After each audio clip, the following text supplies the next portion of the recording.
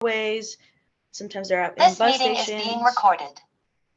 Sometimes they're at bus stations and whatnot. So we meet clients where they are at, no matter where they are. Sometimes they don't have the ability to come to us, so we go to them.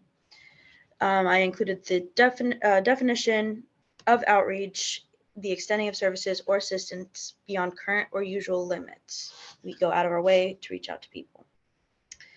I did want to mention that I will be calling folks who are unhoused as clients. It just makes things easier. That's how we refer to them. It's kind of a generic term. So our primary goal for today is to walk away with an understanding of how to engage with people who are unhoused, no matter what circumstances.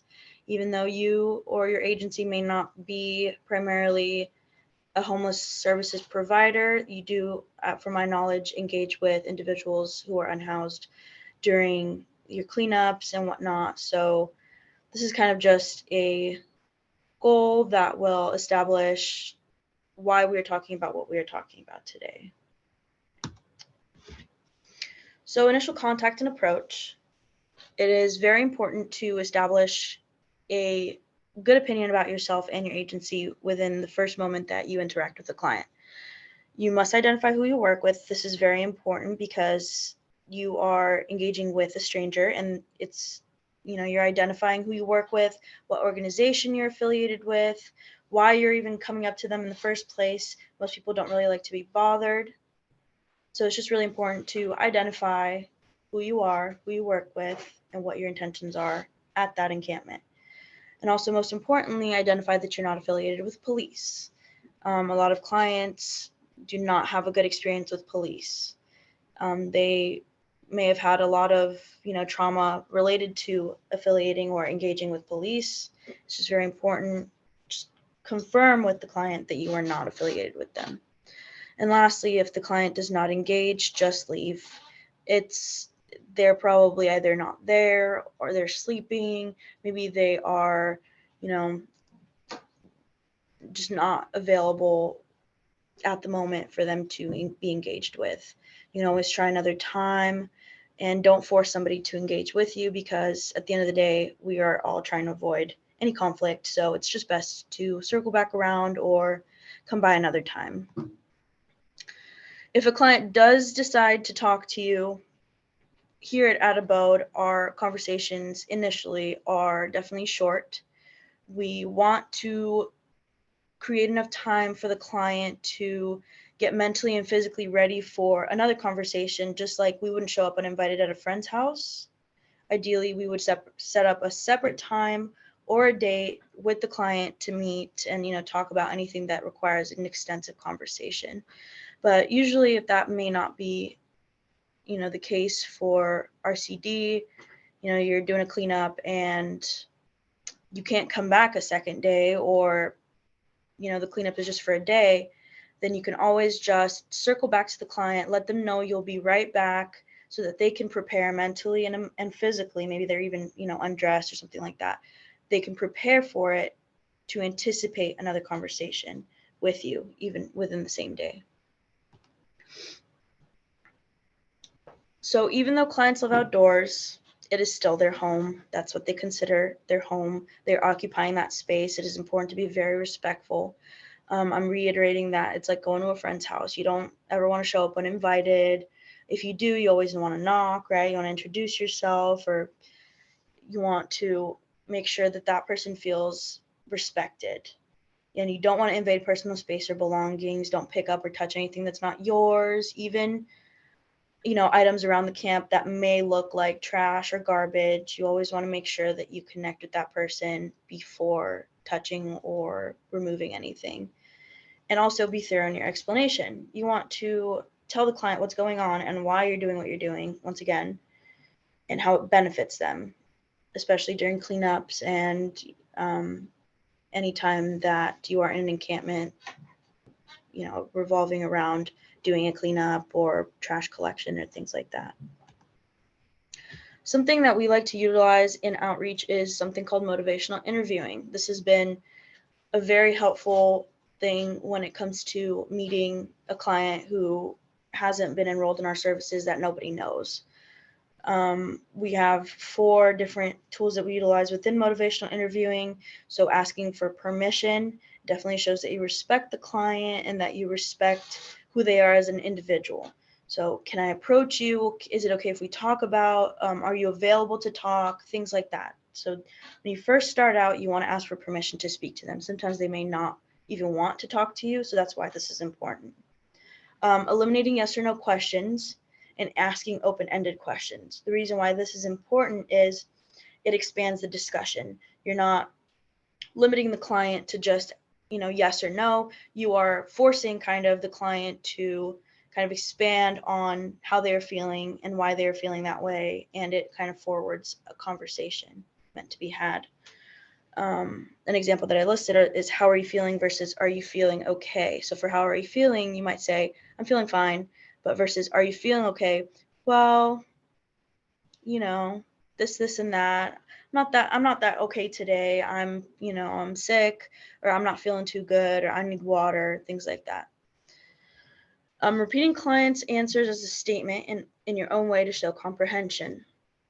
So as opposed to just nodding and going, you can always reiterate what they have said to you in a statement form to show that you understand what they're saying. So in my example, I put that, the client says, I feel terrible today. I have no money and I'm sick. I hate sleeping outside. Staff would go, okay, so you feel like you're ready for a better lifestyle for yourself.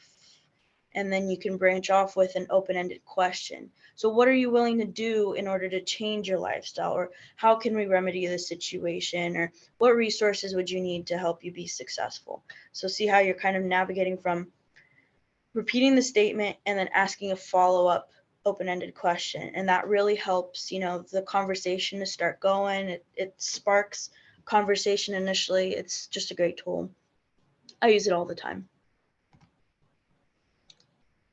Fast forwarding to building rapport and having conversations. So when you're having a conversation with a client, it's not always great to try to relate to a client. I would say have a more client-focused, client-centered conversation. Ask about the client more. Don't necessarily talk about yourself. I did include that if it's applicable, you can use your own relevant life experience to kind of help begin the conversation. But then after that, just have it focus more on the client. And you don't always want to do advice because clients more or less have heard everything in the book about personal advice. And when they're talking to you, they don't really want advice. They more so want a listening ear. So you don't want to offer unsolicited advice if they're not asking for it, because this can be deemed as disrespectful in a way. And you always want to redirect the conversation back to the client. If the client starts asking you questions about yourself, kind of just reconfigure the conversation to where you ask them the questions, not them asking you the questions. Try to find topics in common with the client to spark deeper conversation. This is just an element of, having a conversation with a stranger. What I usually do and what helps me out is I look for anything on his person and utilize that to spark any little conversation. So pets, experiences, hometowns, and even cigarette preferences. Like I had a client who smokes Marlboros, and my grandpa smoked Marlboros. So I use that little connection to spark this deeper conversation. Oh, you like Marlboros? Oh, my grandpa smoked those. Oh, cool. Things like that. Anything can be an entryway into more informative conversation. And that is very true. Even football teams, anything that the client seems to be super enthusiastic about. Avoid the phrase, I understand. It's really hard in my personal experience to avoid this phrase. I say it all the time, but in reality, we don't really understand. We just use it as a filler phrase. And even if you do understand, sometimes most cases clients don't want to hear this. It just downplays their own experiences, and it's probably best to just honestly nod and shake your head and then reaffirm them with that rephrased statement from motivational interviewing that I spoke about.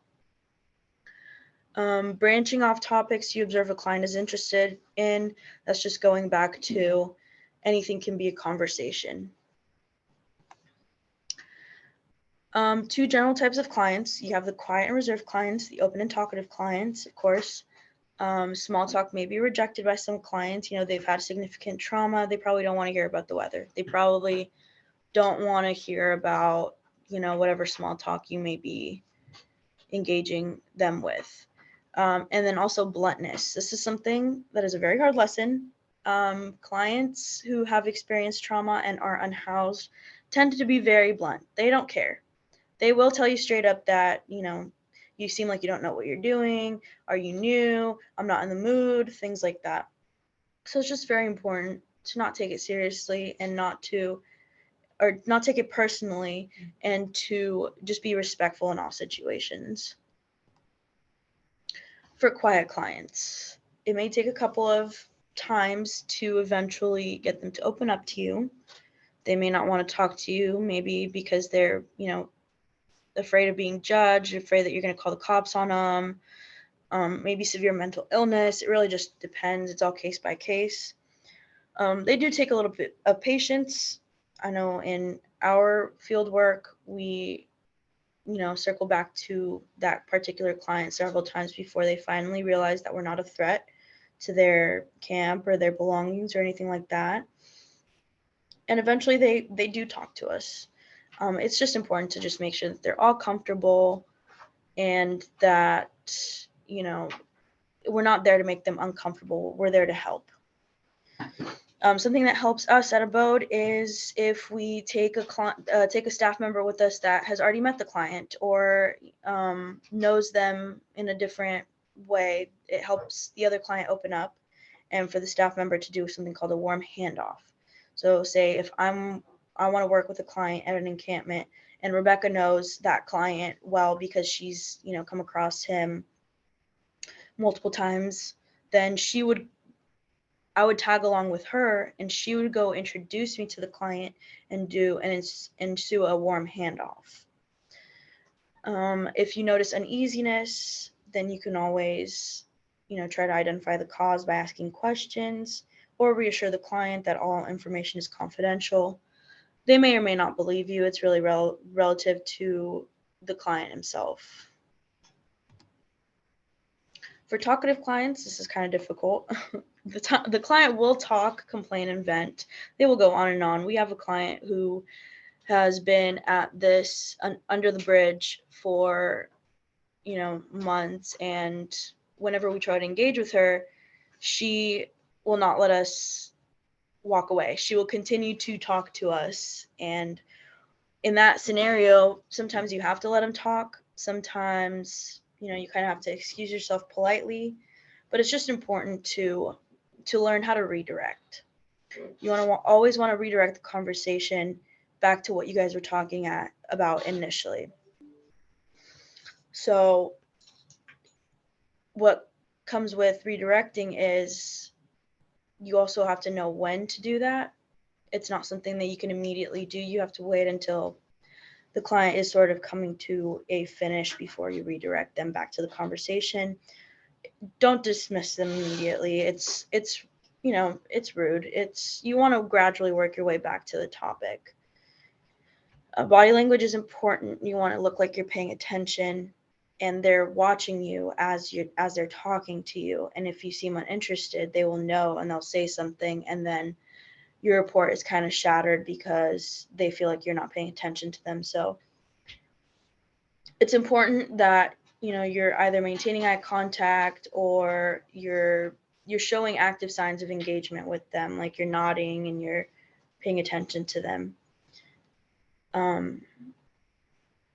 Like I said, leaving may be difficult in the middle of a conversation. Politely excuse yourself. Abode Outreach uses meetings and trainings as an excuse. It's not a bad thing. It's sometimes you have to use those to, leave. It's not always ideal for us to spend 2-3 hours in encampments. We also have to transport people. We have to do notes for our clients. We have to work on files, things like that. So while outreach is primarily focused on, engaging with individuals out in encampments, it's not always our entire job. So we have to separate ourselves from clients who tend to talk a lot. Lastly, do not make the client feel like another client is taking precedence over them. If you have several people on your agenda that you need to talk to, don't mention it to the client. Just use another excuse to kind of distance yourself from the client. It's always best to have a different reason as opposed to having to go see somebody else within the encampment. I did include an example of simple conversation. This is like an example from a client that I had who liked Raiders. And I said, I noticed your Raider shirt. You a fan? And he's like, oh yeah, Raider Nation. You watch football? And I'm like, yeah, occasionally. And then I branched out into, how long have you been a Raiders fan for? And he goes, oh man, at least 20 years. And I go, oh, that's awesome. How old were you when you first started getting into football? And he said, couldn't have been more than 20 years old. I used to go to the local bar, play pool with my buddies until I got married. And then I branched out into a conversation about, oh, nice. Are you still with your partner? And then he opens up and he says, no, I got a divorce, couldn't get back up on my feet, got in trouble with the law, child support, got hooked on whatever, and now I'm here. And this is just an example of how a small thing can turn into a more thorough, personal conversation. Important things to remember. Some people don't want to be housed. Some people don't want to interact with you. Some people just want to continue living their lifestyles. And some people will be rude. You never want to take anything personal under any circumstance, and you never want to argue with anybody. It's not worth it. And you always want to maintain safety. So that's very important. Another tool that we use in outreach is de-escalation. So we have 5 points of de-escalation. We have body language, conflict, eye level, stepping away, and when in doubt, leave. It's the best advice I've ever gotten. Body language, just pay attention to how you're conducting yourself, body language and tone of voice. You never want to elevate your voice. You always want to stay neutral. Neutral is best. That way you're not inciting, violence or anything with your tone or your body language. You never want to get in the middle of two people fighting. That's how you get hurt. Always want to stay away. If two people are fighting, and if you absolutely have to intervene, you want to grab another person with you and try to separate them, but you never want to get in the middle of two people fighting. Always from the side. Make sure you are at eye level with the aggressor. You don't want to be higher or lower. It goes into play with power. So when an aggressor is at a higher eye level with you, it makes him feel like he's in power. If you are at a neutral eye level with the aggressor, then he sees you as an equal. He or she sees you as an equal. If you are higher, then it's kind of a threatening presence. Stepping away, you want to step away if violence ensues. This is pretty redundant, but it's very important to just remember that. You don't always have to intervene. And when in doubt, leave. When we had our de-escalation training here at Abode, the trainer said, be right back is a great way to get out of a situation. Because you don't have to be right back. They just need to think that you'll be right back. So it's a great way to distance yourself from that situation. I did include a slide about crisis and overdose prevention. Signs of overdose, there are a bunch. Our rule of thumb is if they are unresponsive, then it's probably an overdose. So we have Narcan here. I'm not sure if your organization knows what Narcan is. It's essentially a nasal spray that inhibits overdose. I don't really know how to explain it too much. Maybe Rebecca can go into detail. I wouldn't either, but it would be good if they had any in case they're out of camp. It's always good to have it for sure. And you can get that. I know there are a couple of free nonprofit organizations administering it, but I can also send out a link that we've used for an organization that we've used in the past that you do the training and they'll give you free Narcan, but they say it's free, but you have to pay for the shipping. So it's like $7 in shipping. And then we have a few other organizations that we've worked with to get us Narcan, but definitely it's a good thing to carry if you're out in any camps. So unless properly trained, you want to leave crisis intervention to the professionals.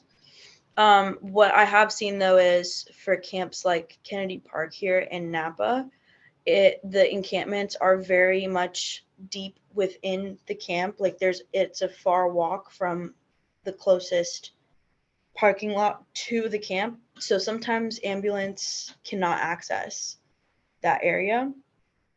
And if that's the case, then I would say still try to direct the ambulance either toward to the area, or I would never lift anybody up because that's just, not ideal.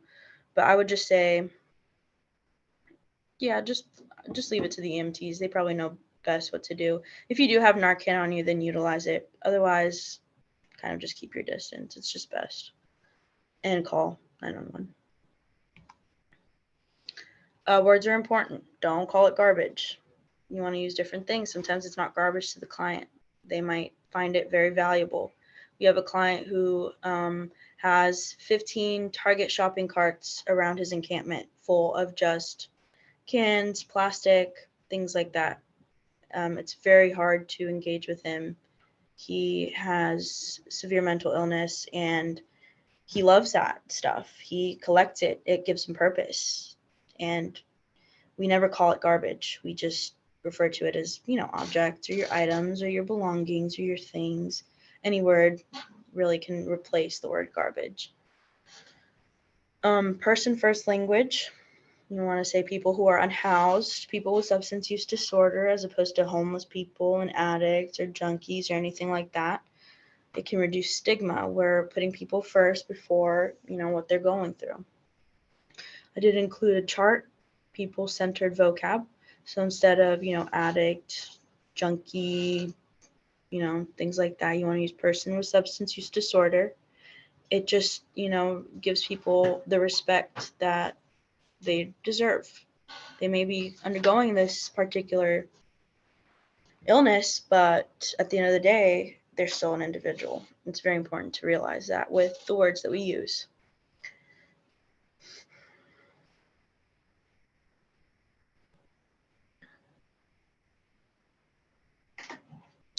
So I included the frequently asked questions. Is it okay to give money? At Abode, we do gift cards. So the reason why is because clients are less likely to use gift cards in a way that will harm them.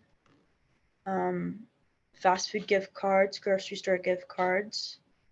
We were thinking yesterday for different gift card options, and I think those are the only two that we really came up with. Yeah, and we also do gas gift cards just because like our clients that do live in their cars or in their trailers, this is very useful for them.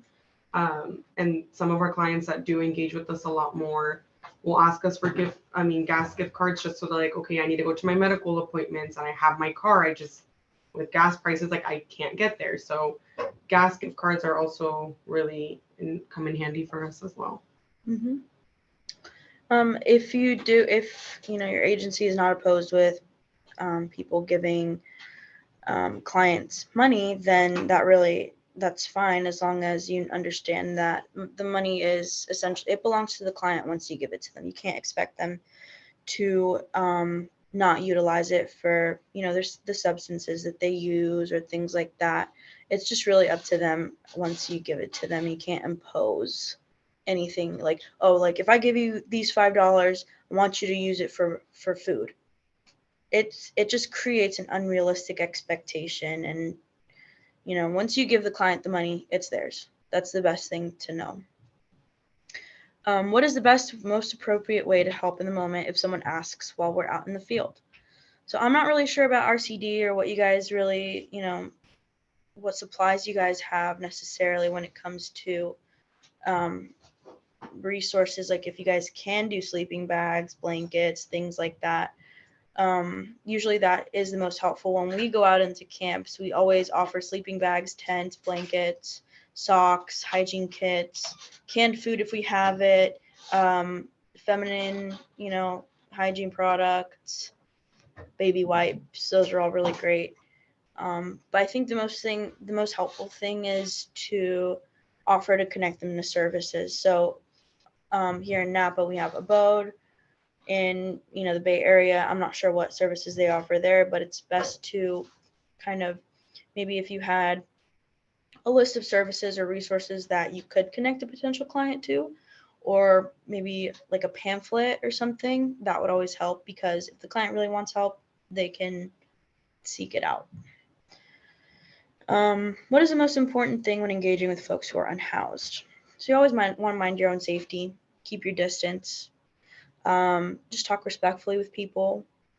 People living in encampments are in survival mode, so they may not be acting rationally. They're just trying to find ways to survive. So, are there any ideas on how we could invite folks living in encampments to join our work?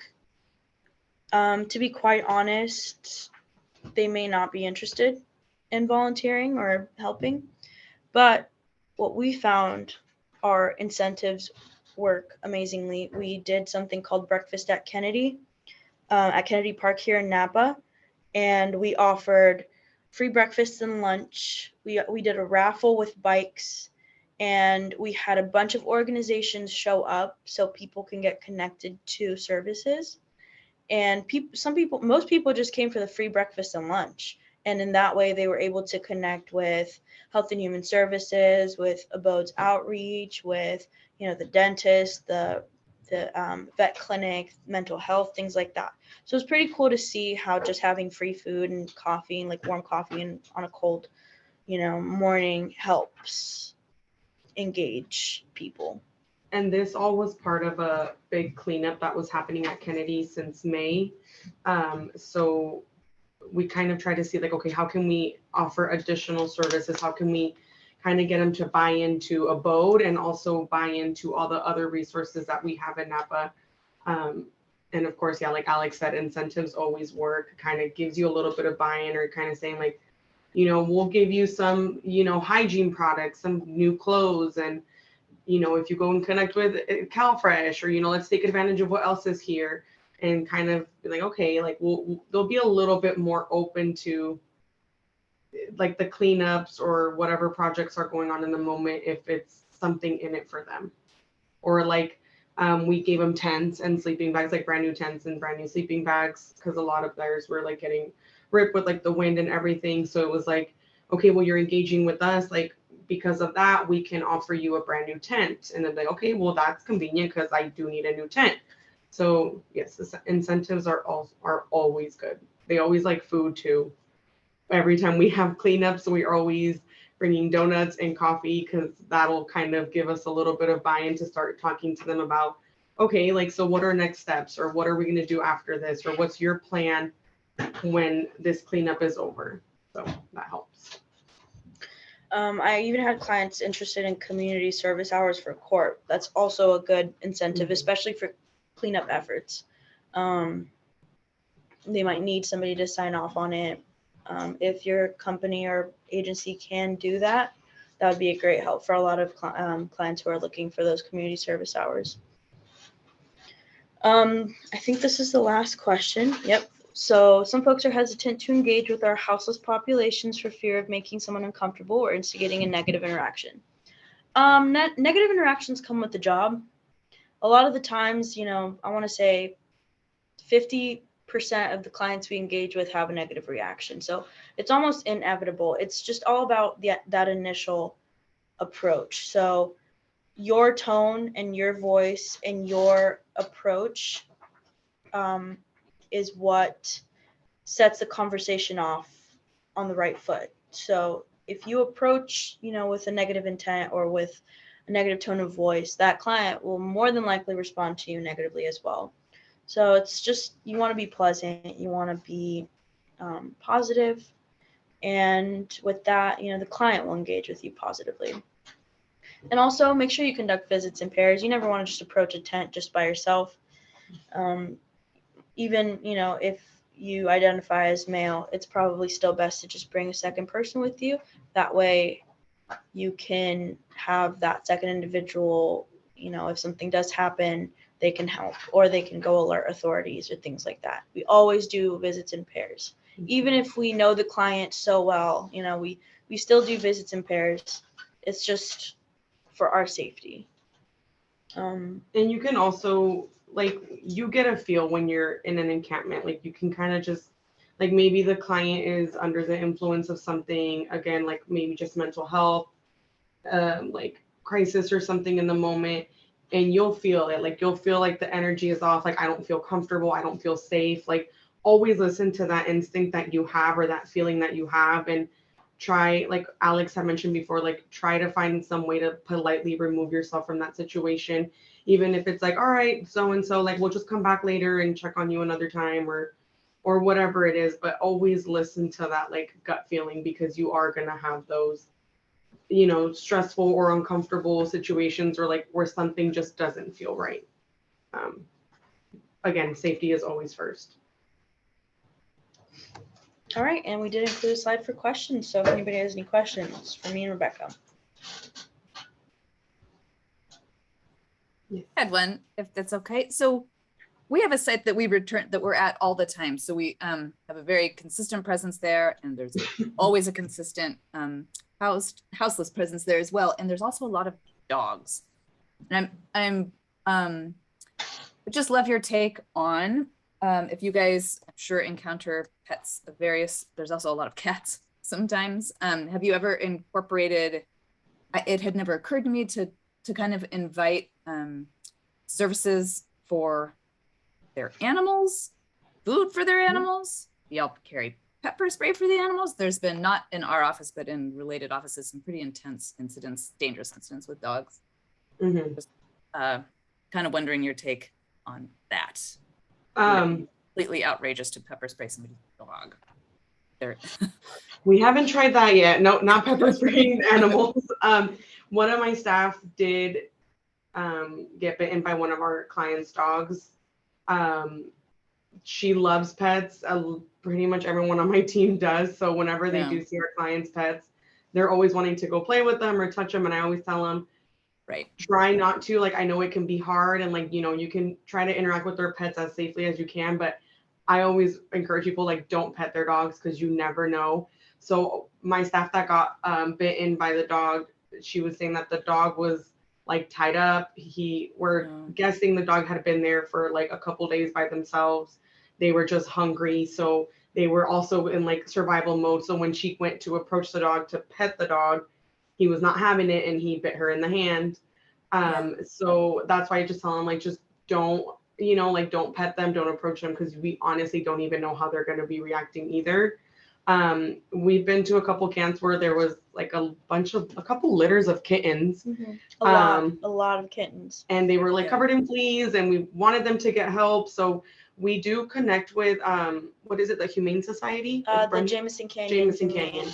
In Napa. So we've been recently trying to engage with her a lot more, just to get more services and connections for our clients with pets. So, or even the ones that are abandoned. So we usually just connect with her and just let her know, like, hey, there's like a couple kittens at Kennedy Park, like, if you can stop by at some point. And she's been really good about helping with us with all the pets. Yeah, okay. And that's the Humane Society? Yeah, she ended up rescuing a couple of those kittens that were left at Kennedy Park, for example. So yeah, and then she's been trying to help come to like the shelter too, to like offer clients like free services for their pets. So we usually will let our clients know, like, okay, on this date, the clinic will be here. Clinic for the pets will be available, so you guys can stop by. I love that idea for out there. So we can definitely share that information around too, and give you guys Brenda's and contact information. So if you do for ever Napa. For Napa, right? I forgot. For Napa, at least, that's been really helpful for us, connecting with her for those situations. But yeah, I would just say, like, I don't like touching the pets, because there's some that were like, oh no, but they're so sweet, like they would never harm them, and then they go off and they also pick up on your vibes. So another one of my staff, also, there's one of our clients' dogs. She's a super old pit bull. She only had one eye and like really bad arthritis. Like, so everyone's like, she's harmless, like she's a sweetheart. And she went to go try to pet her one day, and she just kind of like growled at her and like jumped at her, and I'm like, This is why I say, like, don't touch the pets. Like, you can acknowledge them, but like, I always say, like, don't touch the pets because you never know how they're gonna be reacting to you. Also, I would not pepper spray a dog. If anything, just Oh, I would never do that. Yeah. To be honest, so our board insisted when we had a couple instances of this thing, they insist we carry it. We're never out there alone, and we've certainly never used it. But we had a spot nearby where a woman was hideously injured from somebody's dogs, and so yeah, that gets into all kinds of weird legal stuff. None of us are comfortable carrying the pepper spray. Let me put it that way, but we are kind of supposed to. So even as far as like handing out gift cards and stuff, we're all public agencies, and that's another kind of layer of interesting legal questions, I think, for us, both from like self-defense safety stuff and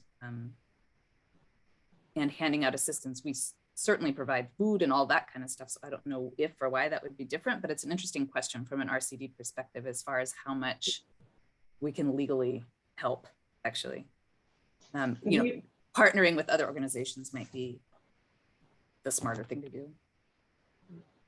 I've also been in a couple of situations where like I'll see our clients' animals, but I don't see the owner.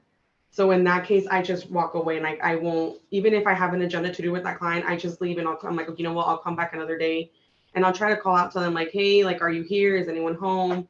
And I won't get close. So I won't get near the pets or anything, just for safety. I see a couple hands up. Go for it, Bill. Great, thanks. Can you hear me? Awesome. Yes. So my question is kind of more so just being a person in and about town and coming across individuals, whether or not they're housed or not, I don't know, but seem like that they potentially are having maybe what's referred to as like a psychotic episode where they're just ranting and screaming.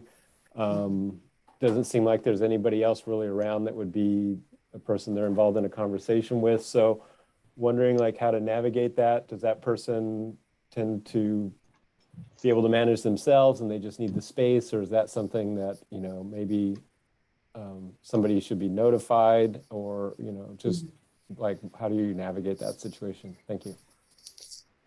So definitely notify someone. Here in Napa, we have a mobile response team with Napa County Mental Health that we've utilized them, like when a client is like maybe in some type of crisis. We also have an outreach team from the City of Napa PD department. His name is Brandon Gardner. So it just depends. Like if it's more of like mental health related, then we think it's more mental health related, then we'll refer to MRT. If it's escalating to the point where like, okay, like maybe someone's safety is more like a concern here. Like Target shopping center by the shelter is always a big area where a lot of our clients hang out, and we've gotten a lot of calls where like clients will be under the influence, also mental health, and then they're scaring like shoppers. And we've had one recently where he was at Target without any clothes and he was under the influence. So that would like definitely be a PD, like for sure, not mental health services. But if you do know of any mental health services or like those outreach contacts in your area, I would refer to those, but definitely call someone if you're out and about in like the community and that happens. And never try to handle it yourself. Yeah. Right. I always just kind of just try and steer clear and not stare to draw attention to the person. But I believe is there a phone number? Is it 211, and is that like a county-wide, citywide, or statewide, or what would be the contact number people would call if they came into that situation? 211 is more of a resource for people. It isn't really an emergency phone number. I would say either non-emergency police for Napa or for any county, or even 911 if it's a real emergency. But if it's not something too concerning, then the non-emergency police phone number would be fine. Even Brandon Gardner for Napa PD, yeah. Yeah, for Napa, it could be Brandon Gardner or ourselves. We can always go out and check on them. Try to de-escalate. Yeah. Mhm. So are you in Napa? Yes. Okay, yeah, then you can definitely call us and we can try to de-escalate it, or Napa PD, depending on who responds faster. Well, it should be Napa PD, just because even if it is like mental health, like they'll know how, like who to bring out and who to like. Oh, right, and they'll reach out to Yeah. us too sometimes. Mhm. Can you provide maybe those contacts in the chat? Yeah, for us in definitely. I Napa? can write up a list and then send it. Ashley, do you want me to send it out to you? And then, okay, I could do that. And then, just maybe just for my own sense, am I correct that if I see, which it's common, I see people out there just sort of having these singular conversations or arguments, is that a psychotic episode? Is there like a description that kind of, like that person is having? Like having conversations with themselves? Well, I oftentimes, and it's not only just here in Napa, it's, I've lived in California my whole life. So, there's people of various different socioeconomic backgrounds. And I've just often run into that, whether it's in San Francisco or Los Angeles or other communities where it just seems like the person seems fairly disheveled. They don't seem like they're in touch with the reality that I'm in touch with. And there's this like very impassioned vocalization that's happening. And so my not knowing anything, I'm just like, well, that person's having a psychotic episode. But I don't know, is that their mental state 24 hours a day, or is this something that occurs for a little bit and then they, exhaust themselves and get back to a little bit more, I just don't know what's going on. It depends. Yeah, some it of really our clients, just that is like their base, like they're like that baseline, yeah. 24/7, and it's just kind of like their norm. So it would just depend on the client. A lot of clients on the streets do suffer from schizophrenia, untreated mental illness, borderline personality disorder, whatever the case may be. I would just say take everything, as mental health if it feels a little threatening or if it feels, out of the ordinary, and, start using that as a justification for that behavior. But in most cases, more often than not, if it's not violent or threatening and they are, engaging in either they're talking to themselves or they're hitting themselves or they're doing, having behavior like this, if it doesn't bother you or anybody around, then it, unless it's super violent or threatening, then I would say just leave it at that, right? It's something that is going on with that individual, and you never want to call the cops on something that isn't deemed as threatening or violent, because sometimes, yes, the police is a good resource to use, but not always. And sometimes, they don't know how to engage with somebody or de-escalate that situation. So more oftentimes than not, most clients like to be left alone if it's not threatening or violent.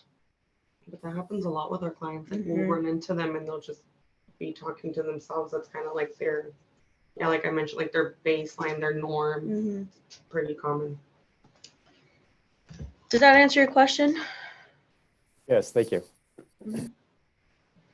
I see 2 more hands up. Gabe? Yeah, so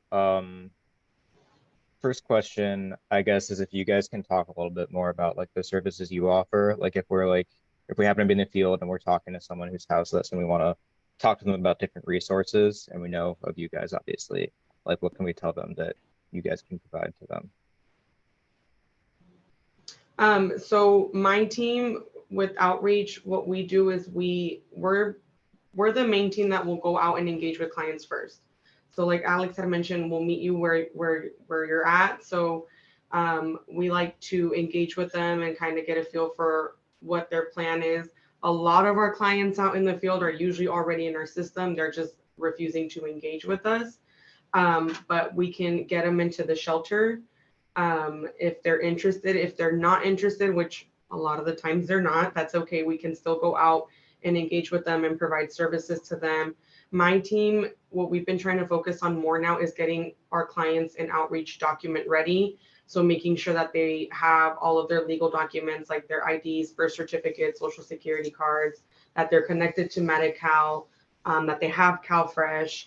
So that way, if an opportunity comes and they get connected to like a county housing program, or if there's any like county funding available for them to try to house them, they have like at least a good foundation with us to get moved on to like a housing navigator. So ideally our goal is to get them document ready, to get them into the shelter. Of course, that is what we would want them to, but if they're not open to that, we can still go out and engage with them in their camps.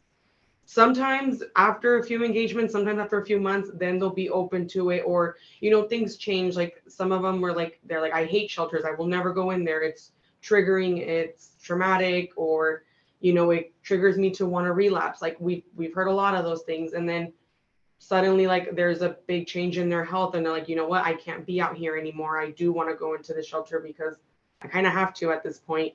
So my team will go out and engage with them and get them enrolled into our services if they're not, into outreach, and then get them into the shelters. We also do transportation. So we can transport them to like medical appointments, if they have like HealthFresh appointments, housing appointments, any viewings, whatever it is, housing authority appointments, we'll take them to all of that too. The disclaimer for that is they have to be enrolled in our services before we can provide any transportation, just because it's a liability issue. If they're not in our services, we don't have anything that ties them to us transporting them. But yeah, so we do an intake. We collect information about this individual. We put them in our program, like our system, and from then on they are put onto something called a coordinated entry list. I don't know if anybody has heard about that, but essentially it's a client who has been previously, unhoused, unconnected to anything, living, off the off the grid. It sort of gives them a step up. So once you're in coordinated entry, then you have access to all these programs that you may be eligible for depending on your health, your your socioeconomic status, whether or not you get an income, things like that, or even, opportunities for if you have a disability, or if you, like we have Queen of the Valley here in Napa, who has something called Care Network, and Care Network helps with clients who are unhoused, who have a disability and are trying to pursue Social Security. And so they work on clients with that. And this will all be on the list that Rebecca will provide Ashley, that she can forward over to all of the employees or participants. So I will include that. So ideally our goal is to obviously work on housing with them.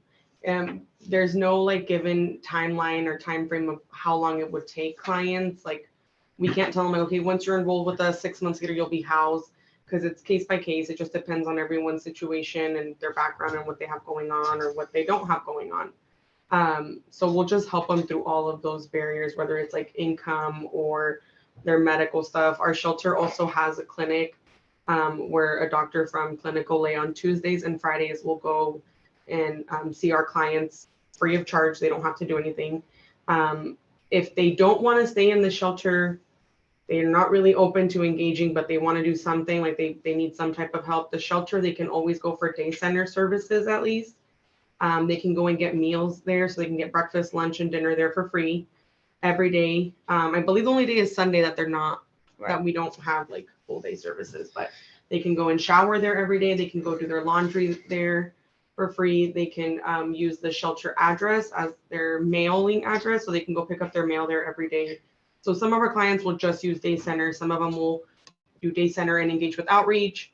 We'll also bring them out supplies, so making sure that they're, I guess, as well taken care of as they can be given the circumstances living out in the field. So if we can give them tents, hygiene, anything that we can do to make sure they're okay, at least we'll do that. And then for it's just relative to each county and what each county offers. I know for people in Solano County, there's Shelter Solano, There's Kaminar that is very similar to Abode. They're contracted with the county. So I'm not sure if you guys know about that, but it's worth looking into resources pertaining to each county because it's just great to familiarize yourself with what each county offers. Like, but also 211 is a good phone number. It definitely tells you a lot about what's available. Gavin, I think, has a question. Sorry, I had one Oh, more sorry. question. Okay, sorry. Real quick. If we have time, are we Yeah, going till we're okay. 11:30? We're okay if Okay. you guys are okay. Okay. I was just wondering, I'm kind of new to California, and I was wondering, like, I obviously encounter a lot of different people with different perspectives on the houseless population. And I'm just curious if you have any advice for like talking to people who might be like really judgmental. I never really know like how to engage with people on like if just the topic comes up in conversation, like how to kind of have that conversation with people who are maybe judgmental or I don't know, like I guess kind of like the bystander effect. I never really know what to say. Do you want to say anything? Yeah, so I've encountered a lot of people like that. Living in California, there are different varying opinions.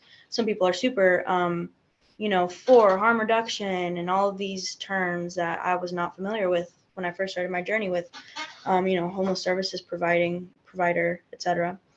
I would just say approach every conversation with an open mind and with understanding in regards to the other person. They may not know anything about what's going on. And they may have their own personal biases and opinions. And in order to, it's a difficult conversation to have with people. It's like, how do I approach this person who I know has this opinion about this topic without getting my own feelings hurt, but at the same time, starting a conversation because I want to change this person's opinion. And I would say, it's, I guess, I don't know. This is a really good question, Gabe. I don't know. It's hard. It really is just hard. You never know what to expect from people. It's a touchy topic, but at the same time, I know when I approach people, I kind of just am ready for the negative backlash that I'm going to get. You kind of have to build like a bit of an armor, a defense for yourself and realize that if this person responds negatively to this conversation, am I going to continue it or, am I ready for this? You kind of just have to prepare yourself emotionally and then start it. Because at the end of the day, you never know how that person will respond to you. So, for example, personally, my dad is just not, he has a very constructive criticism perspective on homelessness and people who use drugs and people who use substances. And he is just absolutely not open to that conversation. But when I present things like, hey, Dad, like, you know what harm reduction is? No, what is it? So it basically we're, providing people who use drugs clean supplies so that they can use it, in a much safer way as opposed to being subject to, injuries or Hep C or HIV and stuff like that. And he'll be like, well, why are we giving people needles to utilize drugs with? And then I'll be like, well, do you want people to die on the street or do you want people to use drugs in a way that is sanitary and sterile and safe for them so we have less deaths on the street so you don't find a dead body on the street? I'm pretty like blunt about it, but it's just like, do you want the lesser evil or do you want, this super terrible thing about having people down the street? It's just all about how you approach the conversation, I guess.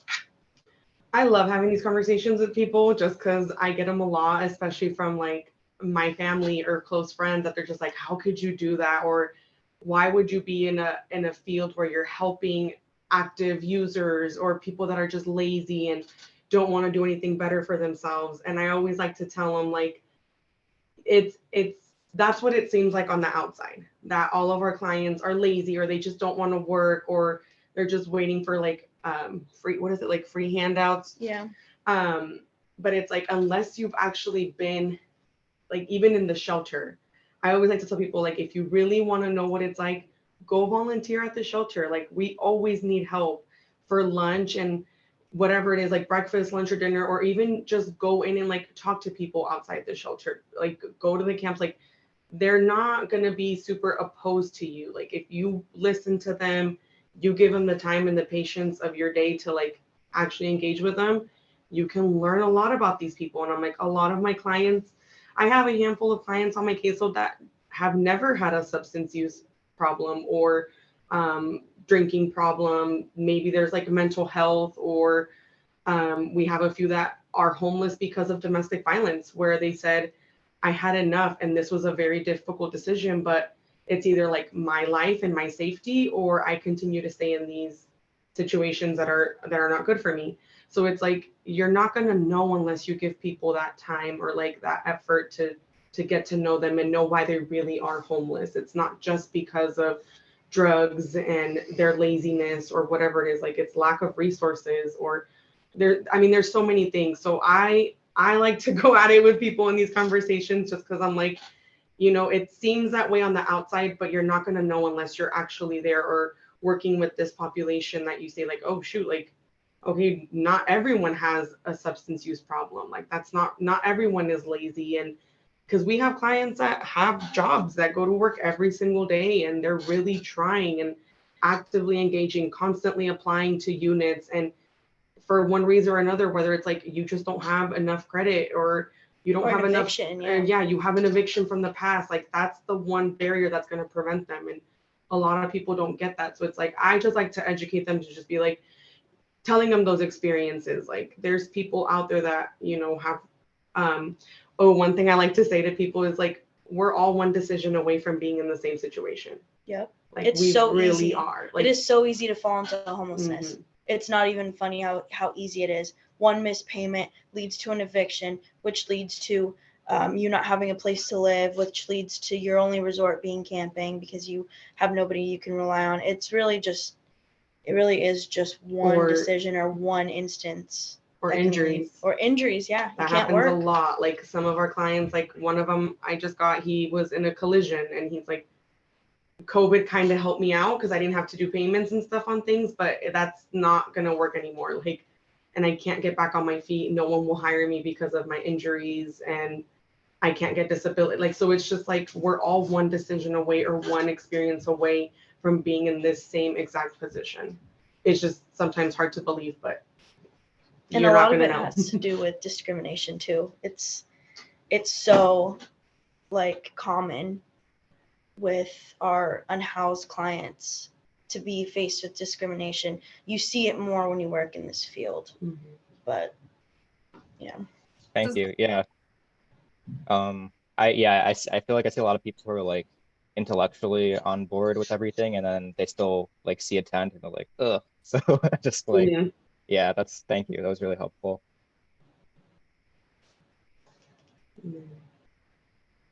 Did you have something to say, Ashley, or? I was just going to tack on that, like, in most cases, the folks that we work with at Napa RCD, at least, are really interested in having that conversation. I have like an entire spiel that I do about interacting with our unhoused populations. And I've only like twice in 3 years had like a negative reaction from a volunteer. And I just say, you know what, regardless of your personal opinions on this, there is a law that states that you cannot take this person's stuff away from them. So please either respect, the rules of our volunteer, workday, and stay so far away from, this encampment, or, please, come back and join us at a site that isn't, near a homeless encampment or a houseless population.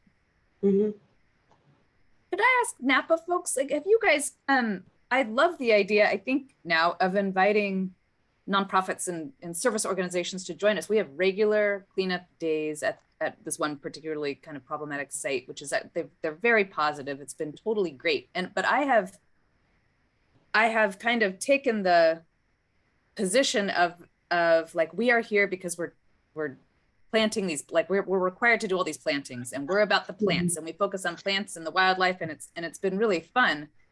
And because we just feel clueless about how to actually connect people with services, it's not our role. And that just we're kind of in this nice neutral zone where we're very non-threatening. We're not at all policey. We're and so I've kind of avoided making it more than that, but now I can see huge advantages to making it more than that. So like, Ashley, do you guys have Abode out at your cleanup days, or anybody, or, you know, social services or anybody like that? It seems like it could. I think I, you know, I don't know why I didn't think about it before, but we should. I think it would be great, especially when we do, like, we do trainings, as we do these large scale cleanups that I know exist through Solano RCD Coastal Cleanup Day. But, you know, we have trainings, and I set aside like some time during our trainings to talk through, like, what are our agency rules about interacting with houseless populations and communities and encampments. But it would be great. I think, again, don't know why I didn't before, but we definitely should invite Abode to do something like that. And I was thinking through when you were saying that, you know, inviting other services, like having food, having stuff like that helps, you know, bring people in and, you know, just creating a conversation or a safe space for a conversation.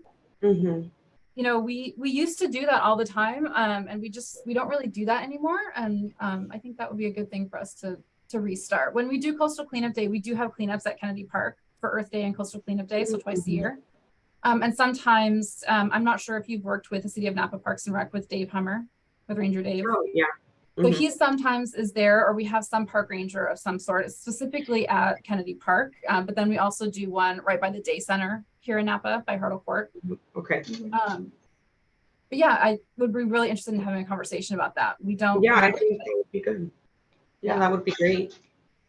Gavin's had his hand up for a while. Gavin.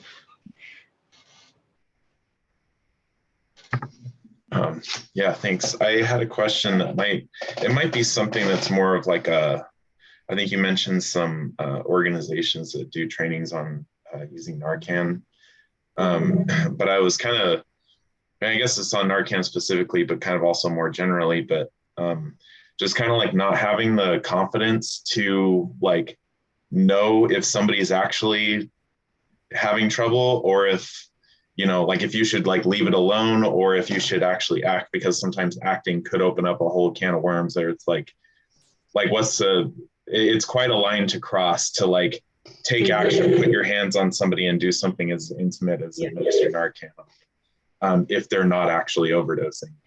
Like, so what's the, is there kind of a way to tell? Because I imagine sometimes people have some of those symptoms that they seem like they might be, you know, have overdosed, but, you know, those symptoms don't necessarily, they're not foolproof. So like, is there any concern there? Honestly, in those cases, always call 911. Like, don't leave it up to yourself. If you have some doubt, just call 911 and let them handle it. Let the paramedics handle it. I guess with us specifically, since we interact with a lot of these clients on a day-to-day basis, we can kind of, we're more aware of like those signs. Like, we have a client one of my clients who unfortunately, overdosing is very common for him. So we kind of, it's obvious when he's overdosed.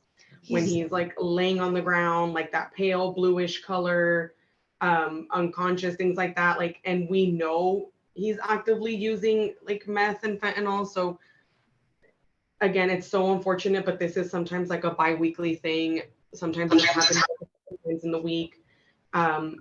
Unfortunately, in the more recent times, like doing one Narcan is not enough for him. The last time they had to do 3 rounds of it, and it wasn't even our staff that saw it. It was the clinical lay staff that had to administer it 3 times to him before letting us know, and like obviously letting paramedics know.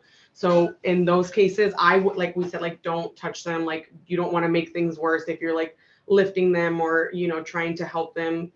Always just call the paramedics and let them handle it. Especially if like someone's like lying on the floor unconscious, like that happens a lot, where our clients are sometimes just unconscious on the floor, like by Target or near the shelter or something. Like, just call 911. But if you are aware of the, you know, symptoms, and you are, there is without a doubt, you know, an overdose going on, if they're blue and they're unresponsive, and you have Narcan on you, and you have the training, and you're equipped with that knowledge, then there is no reason as to why, you know, legally you wouldn't be able to, this is all agency specific too. Like if your agency tells you you can't touch clients or anything like that, or like, you know, then I would listen to them. But as a civilian, you know, as like a bystander, if you do see that and you do have the training, you have the Narcan on you, and you identify that it is an overdose, there's no reason why you shouldn't administer Narcan. And, you know, they'll go through the train. If you ever do a training via American Red Cross, or the county also does a training. I think the one that we did is called like End Overdose or something like that. Oh yeah, it was administered via Mhm. the county though. The county provided that training. But they will tell you, you puff 2 times in each nostril, et cetera, et cetera. So I would say don't be afraid to do it, because, you know, if you have at least, you know, 75% confidence that that person is actively overdosing. But in most cases, it is more safe to just call 911. And even if you doubt that, like, even if they have like 2 or 3 symptoms, I would say don't just base it solely on one symptom, maybe 2 or 3 or a handful, then call 911. Because, you know, if they're just, if their eyes are just puffy, or if they're just like asleep or something, you don't want to just call paramedics on them if they're not actively, you know, experiencing symptoms of OD. Yeah, because sometimes too, I mean, yeah. And I think it would probably be a matter of just doing an actual training, and probably some of these questions would be answered. But yeah, in general too, it's like just being out and about in the community, and you see something and it's like, I don't know if, you know, it's like, I'm not equipped to go over and like address the thing myself, but also like, you know, is this person in trouble right now? Should I call somebody, or are they going to send the police and they're going to make things worse? Because that happens a lot. Yeah. So then they kind of walk away thinking, okay, I could have called somebody, and you feel bad that you didn't. But then if you did call somebody and it got worse, there's also that kind of, so you're sort of like between a rock and a hard place, I guess. Ideally, when you do call 911, you want to phrase it as a medical emergency. You don't want to phrase it as like a public disturbance. So you would call 911, they'd be like, how can I help you? And then you'd be like, well, I think there's a medical emergency going on right now on the street by this individual, or like I'm at this encampment right now and I'm doing this, and I see this individual and he appears to have signs of OD or overdose. Is there any way that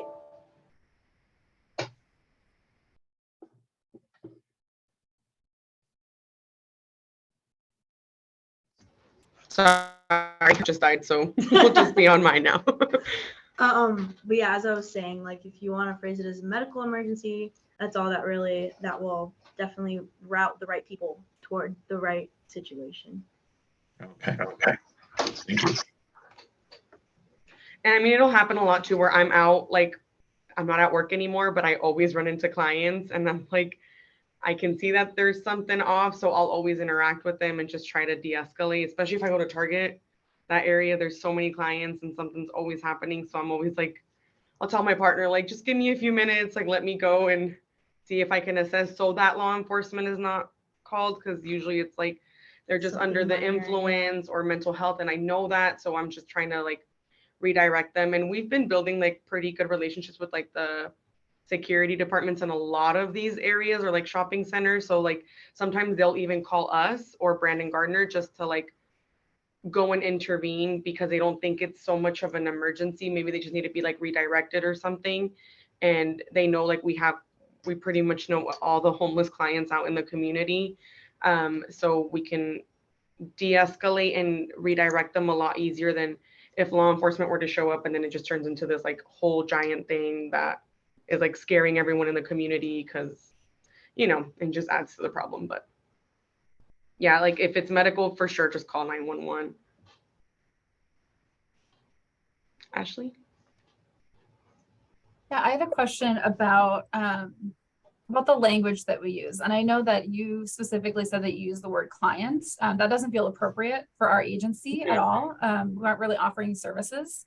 And there's a lot of discussion around the phrasing. I mean, there was an article recently in the Napa Register that was I thought, not done super well. I think that it focused a lot on negative aspects of our homeless populations. And the words that they used kind of were they were very negative and created kind of a really negative reaction from me.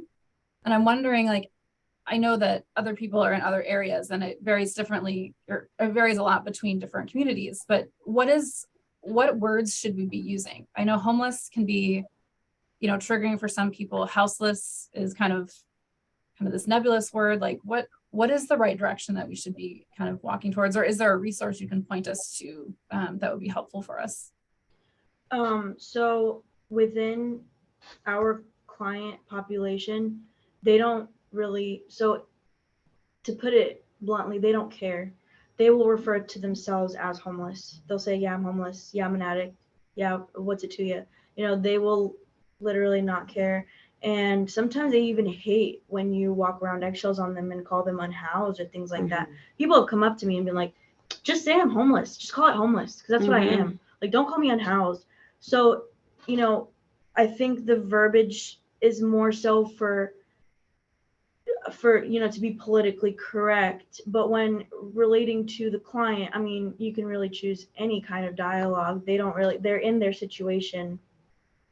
And it just depends case by case. Like, I know I've been approached and said, don't call me unhoused. I prefer to be called homeless. I'm like, oh, okay. Well, I'm just trying to be respectful toward you. So I'm just like trying to, say that you're not homeless. You are just in a temporarily displaced position in your life. You're still a person, but you're just unhoused right now. Or unhoused. Yeah. You've said that a lot.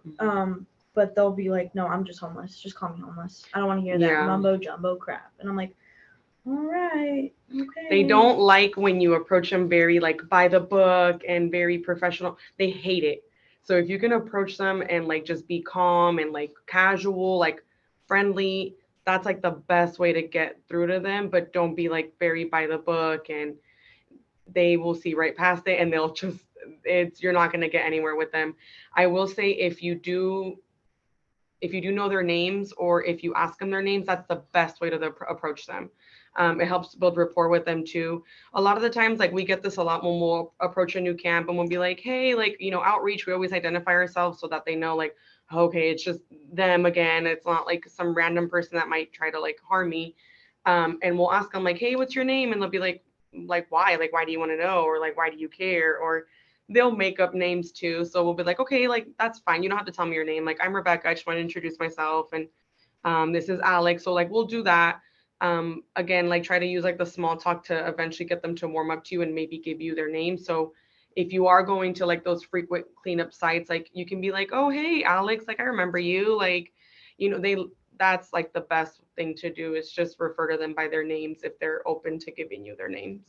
As for, speaking to other agencies or talking, in a professional sense, I think people who are unhoused, or folks who are unhoused, or people without homes, individuals without homes, a houseless population, homeless population, even is fine, because you're referring to the population as a whole, not individuals. That's also fine in regards to being, politically correct and respectful to all people in all circumstances. But when you're talking to individuals out in camps, there shouldn't really be a lot of caution with it, because a lot of the times they don't care. So I would say more so pay attention to how you speak to people in the professional capacity, but not so much when you speak to people out in encampments. It's not really as important as people emphasize it is, at least from our experience. That's great. Thank you so much for that. I appreciate it. I was just going to say, actually, too, that the sites, because RCDs, because we aren't like we're very site specific. We tend to be, right? Like, we have projects at specific sites or cleanups at specific sites, and we have just kind of defaulted. We just refer to them, both to them and about them, as residents. That's where they live. That's kind of what we've just defaulted to. And I think I actually got that pointer from the county, houseless coordinator years ago. But that's how because they are. And even within the areas, we found that they definitely identify as residents of like the north shore of the creek versus the residents on the south shore of the creek. Different deal. So it's been helpful that way. Yes, that's another one, definitely. Residents at Kennedy Park, we've heard that a lot too. Mhm. That's great. Thanks. Any other questions? We've got maybe another 5 minutes. I just want to say thank you so much, Rebecca and Alex. I think this is something that it comes up for me a lot in my work. And I know it's kind of starting to come up more and more in other people's work. So I really appreciate you taking the time to talk us through some of this stuff and give us some ways to kind of navigate forward. Yeah, thank you for having us. I hope we were helpful. Definitely. And Yeah, for those of thanks you a lot. who know folks within your RCD or other organization who weren't able to make it today, I did hit record, so I can send out a link to the recording so that folks can see it if they want to tune in. Thanks a lot, Ashley. And thanks, Yeah. thanks, ladies. Super helpful. And I'll send Yeah, thank you. the follow-up, all the contacts, and Okay. we can send out the PowerPoint as well. That would be great. Thank you. Mhm. Well, thanks so much, everybody. I hope everybody has a great day, and I will. Thank you. Thank you. Bye, Thank you, everyone. you too. Thanks so much. Take Bye. care. everyone.